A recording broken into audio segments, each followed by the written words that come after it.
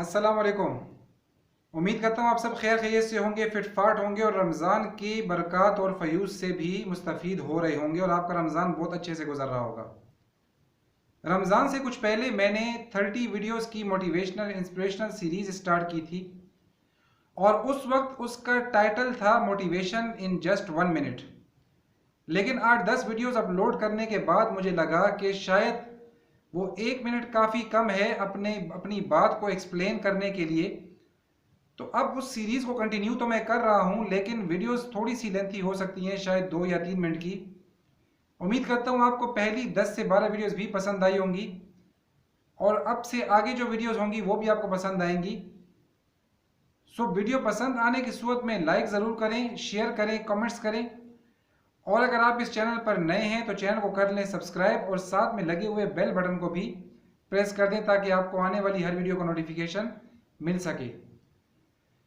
Friends, कहते हैं कि कोई भी काम जो आप कल शुरू करना चाहते हैं तो कल पहुंचकर, यानी जब आने वाला कल आएगा तो आपके साथ एक पछतावा होगा कि काश मैंने ये काम गुजरे हुए कल यानी जो आज है इसमें शुरू कर लिया होता।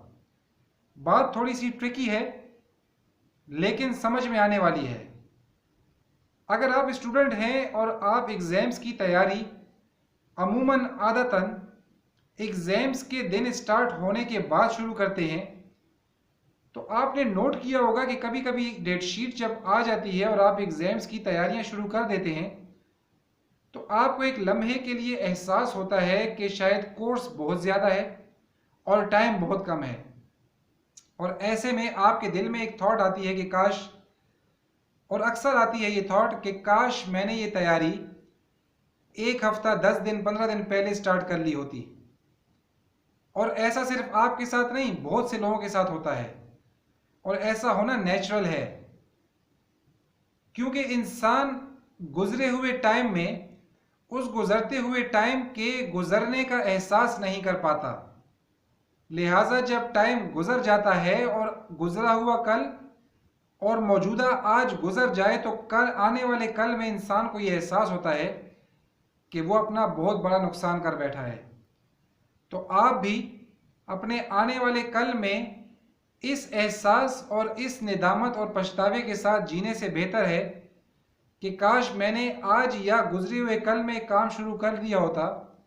बेहतर है कि आप अपने आज में ये फैसला करें कि आप अपने आने वाले बहुत सारे कल के लिए आज से ही मेहनत शुरू करेंगे और जो टारगेट्स आपने अपने आने वाले कल के लिए सेट करके रखे हैं उनको अचीव करने के लिए मेहनत आप आज से ही शुरू करेंगे और आने वाले कल के इंतज़ार में नहीं रहेंगे। उम्मीद करता हूँ ये छोटा सा ट्रिकी टॉपिक लेकिन काबिल फ़हम टॉपिक आपको समझ आ गया होगा। कमेंट्स बॉक्स में अपने कमेंट ज़रूर शेयर कीजिएगा। बहुत जल्द इंशाल्लाह एक नए टॉपिक नई वीडियो के साथ मुलाकात करेंगे। तब तक अपना बहुत ख्याल रखिएगा। अल्लाह हाफिज़।